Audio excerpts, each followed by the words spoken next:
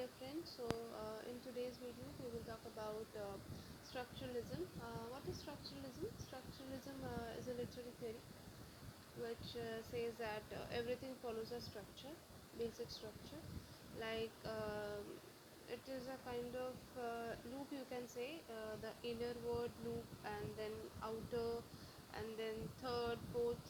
So kind of it's like circular kind of loop, spiral loop is going on. So the more uh, the center, the more you are towards the center, something which is more towards the center, that is more authentic, and something which is far away from the center, it's kind of going more away from the reality. Okay, so now structuralists say that like everything follows a structure. The more you are able to kind of understand these different structures from within, like deeper, the more you are able to kind of study all these different structures, you can able to finally overall understand the bigger structure. For example, like take the work of William Shakespeare, like Romeo and Juliet. Okay, so what happens is, if you directly jump into analyzing this work, you may understand the summary of it, like it's a tragedy. This is the lovers, they are unable to meet at the end. Okay, true love and all that. So, and also the religious battle, it ended with the lover's death. Okay, another is many different elements you can bring out, the themes, different themes you can understand just by understanding the summary, just by widely reading the work. But if you go deeper to analyze the work, what you have to do is you have to start from the beginning.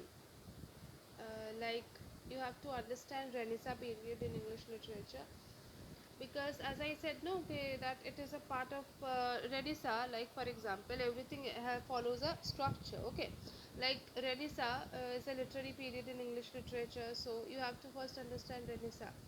Okay, only then you can understand that Shakespeare is a part of that, like he was a part of that Renaissance period, and he was born during that time, so he was writing or creating, producing these works, so he was influenced from the society also. Like many other factors were also of were playing of act, they kind of play a role in influencing him, but influencing Shakespeare. But then we have like this this is also a factor, like how the society was during Renaissance, that shaped his mentality and all that other that influenced him, and so he was creating all these works.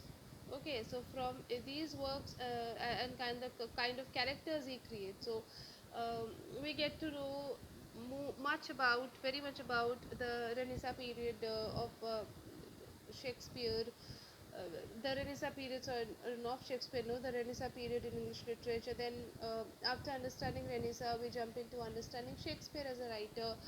Okay, so why he was creating all those characters, what he was creating. Next, we after understanding Shakespeare as a writer, we can analyze the works of Shakespeare separately, individual works of Shakespeare as you like it, Julius Caesar, Midsummer Nights, and all these works we can easily analyze. We can better analyze if we understand these structures. Structures is Renaissance is a separate part. We have William Shakespeare as a writer as a separate part. Uh, then we have the work of Shakespeare as a separate part. So, in order to understand the individual works of Shakespeare, you need to fully analyze the and understand all these different structures. Only then you can understand the work as a whole. Okay, so this is structuralism. Like everything follows a structure. Like to understand the bigger part of it, to understand the smaller part of it, you have to understand the bigger part, and then you can understand the smaller part of it. It's just like there is a festival which is celebrated in West Bengal. Might be there is a small festival which is celebrated in West Bengal. So you don't any foreigner won't understand, any foreigner who comes to India, he won't understand the particular festival which is celebrated in West Bengal. In order to understand the entire culture of India, why a particular festival is followed in a particular state, or why all these customs or different religious festivals are followed, why we follow and how we follow. In order to understand this, he need to first understand that these cultures has a history in the very past history, and every the uh, the gods we worship, and everything that we follow, these festivals that are a part of our life, these has a this has a significance, has a relevance in our own life. This teaches us something. So mythological meaning is there, and also religiously if you see, spiritually if you see, it has a relevance. Okay, so ancient texts में भी there is a description of these जो है rituals है, festivals है, and all that है, worshipping के बारे में है. So these festivals, the festival which I said that is a part of in the smaller part of the West Bengal, the foreigner would have to understand the entire in order to understand the smaller culture of Bengal, West Bengal, he need to first understand the entire culture of India, and in different states, how different festivals are, different festivals and rituals are followed in each and every state, and then he can understand full if when he will fully be able to analyze um, the entire India as a multicultural country.